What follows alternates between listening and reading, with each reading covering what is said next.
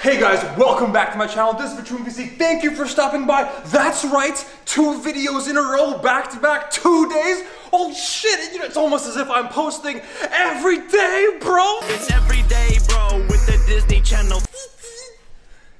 We just finished watching the Shane series. We're watching the Shane series, so it's kind of stuck in my head. And let's be honest, at best I'm like every week, bro. It's every week, bro. It's twice a month, bro. Twice a month. Fuck. The topic at hand today is intermittent fasting, but specifically an example of intermittent fasting. So, quickly to reiterate, intermittent fasting, everybody knows about it. It's really been blowing up in popularity over the last 1 or 2 years. There's plenty of reasons why it's definitely good for you, for individuals, specifically when they're trying to facilitate weight loss. So, I'm gonna do like a 30-second summary in case, like the 3 of you watching this, three of you, who don't know what intermittent fasting is. Pretty much like if this is your day, this is 24 hours, this will be like an 8-hour feeding window. So I'm gonna draw like, here's your little, this is your turkey leg, guys. Okay. Shit. Draw pictures of dicks. This is when you are eating. And in doing so, they spend 16 hours, the majority of their actual 24-day, in a fasting state. Pretty much no food, essentially nothing with calories. That's kind of like, this is a super broad kind of summary, but yeah, there's been a lot of positive benefits to this. I'd probably say that everybody who has tried this, from what I've seen, everyone says it's either the best thing they've ever done or it's relatively good. Very rarely are people like, oh, I hate it, I don't do that. The problem is there's a lot of factors to consider, and a lot of people, they don't really understand. I mean, this is, I can say this all day, oh, eat an 8 or 6 hour feeding window, but okay, when do I do it? Do I start eating at 9? Do I start eating at 3 or 12? And okay, fine, maybe I understand that. But what about other problems? I've heard issues regarding protein intake, regarding, if I'm eating less time throughout the day and less frequent meals, am I gonna be able to get as much protein throughout the entire day? And maybe I do, but actual protein frequency. What about that whole myth that you gotta eat protein, 6 times a day in little protein meals? If a person does that, will that technically be better or worse than someone who maybe eats all the protein in like 1 or 2 meals? And then other issues regarding pre and post-workout nutrition and also workout time. Because if you do this, that's great, but there's other factors to consider, and that's what I want to talk about today. And out of these 4, the big one, probably the most problematic one, is protein intake and frequency. Essentially, how much protein are you going to be getting throughout the day, and how many actual protein, including meals, are you going to have? And for that, we got a study. This actually comes from Brad Schoenfield. This is a relatively recent study. One of the big controversies this has been happening for years, on the social media community, in the scientific community, when it comes to protein ingestion, is this whole belief, this myth that your body can only absorb so much protein, at a time. So essentially, if you eat 200 grams of protein, is that going to be absorbed and utilized by your body in the same way, whether you have like 8 little protein including meals at 25 grams of protein each, or maybe you have 2 meals with 100 grams of protein each. A lot of people said that that option where you have more protein per meal is pretty much going to lead your body to not being able to absorb 100% of it, and in doing so, even though you're technically eating and ingesting the same amount of protein, that second option is not going to be as efficient for actually maximizing muscle strength and fat loss, all of those good fitness things in relation to option number 1. And the problem is, this is still, even to this day, even in 2018, this is still somewhat controversial. There is no magic number. People think how much protein can you ingest per meal? Is it 30 grams? Is it 40? Is it 50 grams? There really is no magic number. However, I will say that it is definitely it's definitely kind of overblown. A lot of people used to say that it was like around 30 grams, and if they ate anything over like 50 or 60, like a solid dinner. This isn't anything crazy. This is like you have a steak, you have like maybe like a chicken breast and a half, something like that, or maybe like a scoop and a half of protein powder. They're like, that's it. What you're doing is useless. It's a waste of money. You're not even absorbing half that protein. Really, that's kind of overblown. In this study, Brad actually said, and I quote, to maximize anabolism, which is just the fancy way of saying anabolic effects. Anabolic meaning get bigger. That's actually where the term anabolic steroids comes from. It's steroids which are meant to make you bigger and stronger. So in this study, he outlined that to maximize natural anabolism, a human should ingest around 1.6 grams per kilogram of body weight at minimum, and this works out to around 0.4 grams per kilogram per meal, because he actually recommended in the study, in the conclusion, that you should be spreading that total protein intake over at least being the keyword, 4 meals. That's the minimum, right?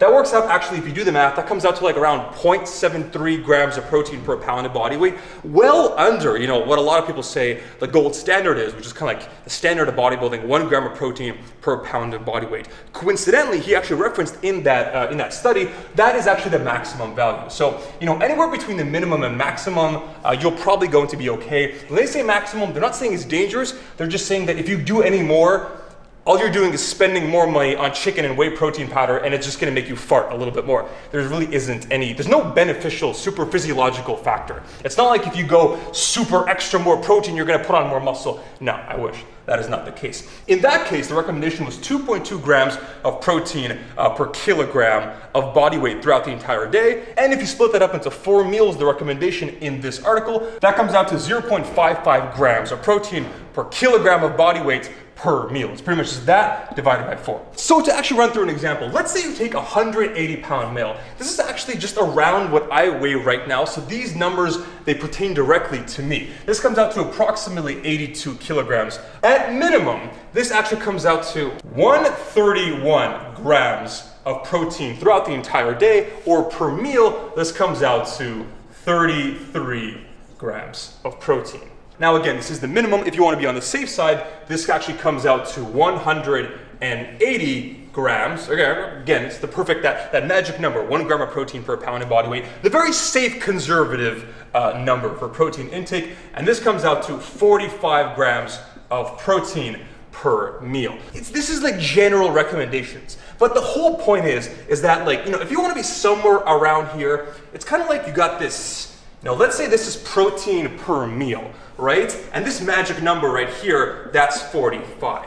If you go down to like here, you know, like 30, or here, that's like 60, that's not the end of the world. But for some people out there who, like, you know, because of intermittent fasting, this is why I'm bringing it to this video, some people eat very less frequency in terms of meals, so they have to crunch so much protein into their meals that they'll have like 100. I mean, I know some people who, because of intermittent fasting, only have like maybe like a snack or two and then one big meal per day. I even remember there was this one kind of like viral video going around about this one guy who's like intermittent fasting. He's like, that's easy. I eat 1 meal per day. So he fasts like 23 hours throughout the day. He spends 1 hour eating one massive meal, and that's it. So this is a jacked guy. So in his case, he had to get like even more than this. He had to get 100% of his protein in one meal, which is way outside of this ideal spectrum as outlined in this experiment. And on the other side, you know, let's say you eat a meal, but it's pretty much 100% carbohydrates, like a salad or a snack or some crap, and then it gets like 5. It's pretty much like the protein you have in bread and you want to eat a sandwich or something. So the reason that I bring this up is because we're going to be moving on to the final portion of this video. The most important thing, the reason that you guys are here, we are going to be walking through a full example walkthrough of how I personally do, and I recommend to you guys how you can incorporate intermittent fasting into your lifestyle. We're going to go meal by meal, snack by snack, when to work out, when to take your supplements, everything to do. And this, I think, is going to be extremely helpful to you guys. But before that, oh, wait, babe, what the hell is that? What is that? Big thank you to Skillshare for sponsoring this video. So, our world, it's getting more and more competitive every day, and simply doing the bare minimum in your career or anything else you aspire to improve at, it's simply not enough. And that's where Skillshare comes in. They have over 19,000 classes in teaching you the practical skills needed to beef up your resume or simply pick up a new hobby. My personal recommendations would be the courses on Microsoft Excel, especially if you guys work in the corporate world or any other office environment and you really want to get ahead to increase your chances of getting the promotion or getting a higher paying job. That would definitely help. Or on the other hand, maybe you're interested in starting your own YouTube channel, and in that case, they have fantastic courses teaching you both the basics and advanced skills needed to master Adobe Premiere Pro, the software that I personally use to edit my videos. Premium membership starts at just $10 a month, but for the first 300 people to sign up with the link in the description box below, you can get your first 2 months of Skillshare absolutely free. These spots usually do fill up pretty fast, so if you are interested, definitely check it out. So, I have, we got a timeline here. This is what I have been doing for years. If you guys watch my older vlogs, my older videos back before I did YouTube and all this stuff full time, back when I worked a job, I did the standard kind of like 9 to 5 thing. This is actually what I discovered. This is how I incorporated intermittent fasting into my lifestyle. And through plenty of trial and error and a considerable amount of research, I came to the conclusion that at least for me, and probably a lot of you guys out there, this is the best overall, most efficient system. It's going to maximize everything. All of these factors we are going to incorporate so that way you can successfully do intermittent fasting, but then you don't have to sacrifice any of these factors. You get the best of both worlds. And the reason I'm telling you guys The best of both worlds. Is that a song? It's Hannah Montana. So the reason that I organize it this way is because so many of you guys are living a very similar lifestyle to that. You've got school, you've got work. A lot of people do kind of like this general, you know, that like 9 to 5 lifestyle. It's very similar to this. So what I used to do is I would, at 8 a.m., I would wake up. Okay, what? Wake up, really? 8 a.m., wake up. And here's the key thing, skip breakfast. This is probably the easiest methodology of doing this. A lot of people ask me like, all right, you know, Igor, there's 2 options when it comes to your overall intermittent fasting strategy. You can wake up and have a breakfast nice and early in the morning, but then that means that later in the day, you're gonna have to stop eating. So pretty much like, you're gonna eat like this. You know, you're gonna eat from the morning until like around 5, 4-ish. I don't recommend that. That's going to be very difficult. In my opinion, and from the hundreds of people I've worked with, the overwhelming consensus seems to be that it is a lot easier on your body. It's a lot easier to stick to intermittent fasting when instead of eating in the morning and then finishing eating halfway through the day, you do the opposite. You fast in the morning and then you finish eating a little bit later. So instead of like that late afternoon, it's more so the evening. So it's kind of like your feeding window's this, as opposed to this. You wake up, so many of you guys, we got school, we got work, you got kids, you got so many things to do. You know, I used to just like grab a protein shake or grab like a piece of toast and then I'd be running out the door because, you know, I don't got time, I'm gonna be late for the bus, I gotta get to work, all those things. So a lot of us would inadvertently end up skipping breakfast anyway. We're not really that hungry, we're busy. So, you know, why not? If you can incorporate that into your lifestyle and this thing that you used to do naturally, now it's gonna be part of your dietary strategy, awesome, 2 birds with 1 stone. So at around 1 o'clock, usually this is when I would have my first meal of the day. I would have a bit of a late lunch. Now right off the bat, some of you guys may be thinking like, Igor, shit, 8 to 1? We're talking a 5-hour fasting period in the morning? That's kind of difficult. And the answer is yes. I would probably say for 50% of people when I bring this up to them, 50% of them are like, this is so easy. Skipping breakfast? No problem. And for those of you like myself, that's awesome. We're kind of lucky. For the rest of you who can't do that, I know a lot of people, Jordan, for example, included, she's one of these people. She used to wake up and by like 9:30 or 10, she's starving. She's just like, shit, I gotta get something. I'm just, you know, it was difficult. But the cool thing is that you can work your way up. What I recommend to these people is maybe instead of having your first meal then, have it like here at like 10 or something.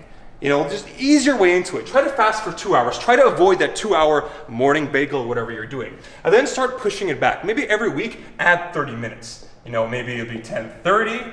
Then maybe the week afterwards you do 11, and you keep pushing and pushing and pushing, and over time you actually will adapt. Intermittent fasting is a skill like anything else you do in life. You become better at basketball, you can get better hand-eye coordination at hockey, all those things, your body will adapt if you use a little bit of willpower. And over time, it'll require less and less willpower as your body adapts and as you become better at it. And a few things that are really gonna help with this is just you wake up in the morning, chug like half a liter of cold water. Not to mention that it's actually healthy and it's good for you, because if you've been sleeping for 7, 8, 9 hours, then your body has had no water at all for that period of time. Your body might be a little bit dehydrated. So before you reach for the Monster and all this caffeine stuff to wake yourself up, get yourself a nice cool, half a liter to 1 liter of cold water. It's gonna rehydrate your body and it's actually gonna help fill your stomach. And your stomach, it signals to your brain that you're full in multiple ways. One of those ways is obviously calories. If you eat 1,000 calories, chances are you're probably gonna be full. The other way is actually the physical expansion of your stomach. So if you put something in your body which has no calories, but it physically expands your stomach, it's not a perfect solution, but it will help kind of literally give you that physically full feeling. So I definitely recommend getting a lot of water. Other things would be like black coffee, green tea, or one thing that I do, which is probably not that healthy, but fuck it, YOLO! God damn it, I really gotta stop watching those Shane videos. I get like a Monster energy drink. And this is one more thing I want to mention. A lot of people, I would say, erroneously believe that if you consume anything with any calories whatsoever in your fasting period, that's it. You're ruined. You're intermittent fasting. it's over because you had like 20 calories in a Monster Energy drink. Or let's say, for example, one thing I like to do is get a cup of coffee and I like to put like 1 or 2 milks in there. We're literally talking 20 to 30 calories worth of milk. I don't have like a Splenda. Some people believe that that's it, intermittent fasting is over. And to them I want to say that's not necessarily the case. One of the big reasons, I would probably say the main reason to intermittent fasting is people want to minimize insulin spikes. Insulin is a hormone that spikes in your body whenever you consume food, especially carbohydrates, especially sugar. And so by you consuming less food, especially less sugar, refined carbohydrates, all that crap, by you fasting, you're going to minimize those spikes throughout the day. So if this is your typical day when you're eating normally, it's going to be like spike and spike and spike and spike and spike. But if you're fasting for the majority of the day, it's going to be like baseline and then spike, spike, spike, and then that's it. Because you fast for the majority of the day and then you consume food for a smaller period of time. So this is a big reason why intermittent fasting, that's actually kind of like the science and the biology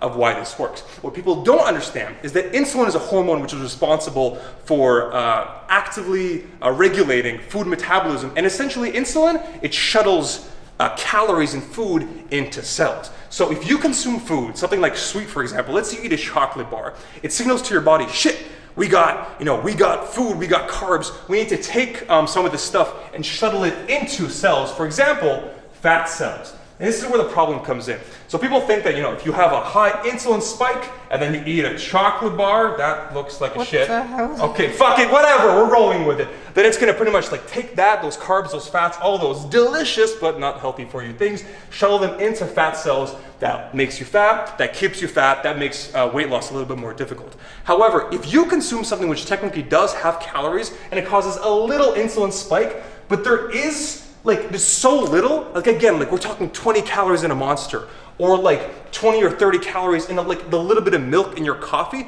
there's nothing, it's not here. There's nothing to actually shuttle in to into your cells, your fat cells, because you consume something tiny. This isn't the same as if you go and you get a cup of coffee and you get, okay, I'll get 3 creams and 2 sugars, and then I'll also get a donut. Yeah, when you do that, you mess this up and you are no longer intermittent fasting, you're not even close. But if you have a little bit, it's not the end of the world. So to all those people out there who think that if you have even 1 calorie while intermittent fasting, that's it, you've undone everything. No, that's not how it works. Don't worry. Either way, back on track. So we had our lunch, great, awesome. This, decent, solid meal, decent serving of protein. And one of the good things about intermittent fasting, because you're eating less frequently, the actual number of calories you eat is the same as if you were dieting with not intermittent fasting, having breakfast, lunch, dinner, supper, all that stuff. So because of that, if you're consuming the same amount of calories, the actual calories per meal can be bigger. That's one of the big benefits of intermittent fasting, because you can have bigger, more satisfying meals. Instead of having 5 meals throughout the day at 400 calories each, you can have 2 or 3 meals per day at 700, 800, 900 calories each. And it's gonna be a lot easier, because instead of sitting here eating your sad little tuna and salad, you can actually go and get, I don't know, you can, if you really wanted to, you can even get a burger and fries. I probably don't recommend that on a daily basis when you're fasting, but you could have higher calorie meals, and it makes the dieting process, at least in your head psychologically, a lot easier. That's one of the main reasons why I do it. 4 o'clock, this is when I'll usually recommend to have a snack. And a big reason why that is at 4 o'clock, I'm probably leaving, you're leaving school, or you're about to, head for the day when you're done at work. And at 5:30, that is when I recommend you hit the gym. A lot of people just end up doing this naturally. Not many people work out in the morning. It's just very hard. So one of the reasons why I say snack is because pre and post-workout nutrition. There is evidence that you want to make sure that you get a decent serving of carbohydrates before you actually work out. So if you eat at 1 o'clock, that's not bad, but I would recommend that to really maximize performance. It's not the end of the world if you don't do this, but if you want to maximize performance, just eat a little meal. This could be like a granola bar. Sometimes I'd have a piece of fruit, like a banana, maybe a protein shake with some peanut butter and a banana mixed in there. Whatever you want to do, just get yourself a little bit of carbohydrates in there. And also, because this leads into our second point, 7 p.m., this is when we have our dinner. And this is also important because this is going to be our post-workout nutrition. Pre-workout nutrition it's nice, but it's not that critical. Post-workout nutrition, again, it's that whole myth of the anabolic window, how after you work out, you gotta get some protein and carbs into your body, otherwise your workout is canceled out because you can't build muscle because you don't have food in you, you're just gonna waste away.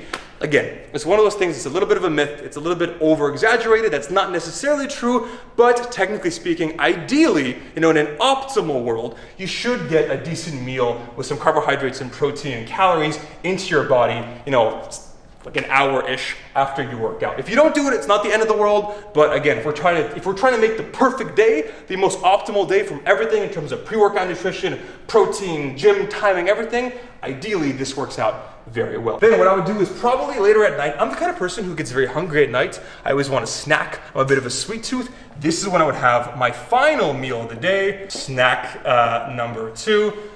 This could be whatever you want. A big thing that I'm a big fan of is I'll get like a cup of Greek yogurt. I slice up some fruit in there, like maybe some low calorie fruit, like berries, maybe a little bit of watermelon, blueberries, strawberries. And then maybe I'll put in like a teaspoon or 2 of peanut butter for some healthy fats. And then maybe for a little bit of deliciousness, I'll take like 1 or 2 caramel rice cakes. I'll crunch that up. I'll mix all that up together. And it's a really nice, delicious bowl. I usually use this, also it's high protein. I usually do this because it's a nice substitute for froyo, which I'm a big fan of. So this is kind of like my healthier, higher protein version. And this is the end of our day. No more eating after this. So you started eating here and you ended here. So from 1 until 9, we got, this is 8 hours of feeding, and then from 9 until 12 and onwards until you're back over here, and then another couple hours here, this is your full fast. And this is 16 hours of fasting. And this works out perfectly, guys, because as you'll notice, if we actually go through our day, number 1, schedule. Does this fit in with your schedule? You got school, you got gym, you got work, you got all those things. Number 1 is whatever you're doing, diet training wise, it has to work with your life. If I tell you some magic, awesome dietary strategy to do, but it doesn't work with you at all because you've got kids, wife, school, work, then it's absolutely useless to you. Your life comes first. Fitness is supposed to complement your life, not take over your life. So, does this work with our schedule? Absolutely. Does this work with our protein? It does. What I usually do is, let's say these days I'm getting around 160 grams of protein, that's probably standard. What I'll probably do is I'll get like 50 grams of protein for my lunch. Same thing for my dinner, a pretty sizable serving, that's like a pretty decent steak, maybe a chicken breast, a big chicken breast, like a small chicken breast, 1.5 of those. And then that'll come out to 100. And then to fill in the rest, I'll probably have like 30 grams here, and then 30 grams here. Again, this could be, coming from the Greek yogurt or the peanut butter and whatnot. And then this will come from, usually I'll have like, I'll do like a protein shake, or maybe I'll do like a protein bar. Usually I'll just get like packs of you can buy like a 30 pack of protein bars from Costco. And it'll come out to maybe like $1.50 per protein bar. And I'll just pack one of those, with me to work or to school back when I was in university. And then maybe I'll have like a piece of fruit, like an apple or a banana, to add a little bit, throw in, increase my overall fruit and vegetable intake throughout the day. Protein is good. Pre and post-workout meal, we got that because we got our pre-workout meal, and then we got our post-workout meal. And then finally our workout, we got it right there, fits into your day perfectly. Overall, 4 for 4.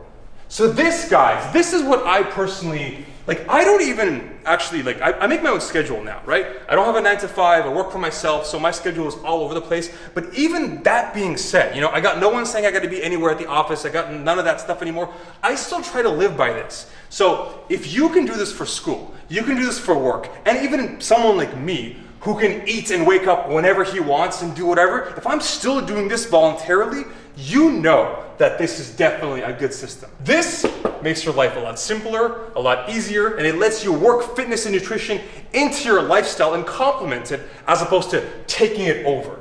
And that is definitely something I recommend. Either way, guys, thank you so much for watching. I appreciate each and every one of you. I'm sorry if this crazy, usual whiteboard rant went too long, but I hope you guys learned something. I hope that you can take away something and use this in your lives and make this overall process a little bit easier. And if that's the case, then I've done my job and I'm happy, and I'll see you in the next video.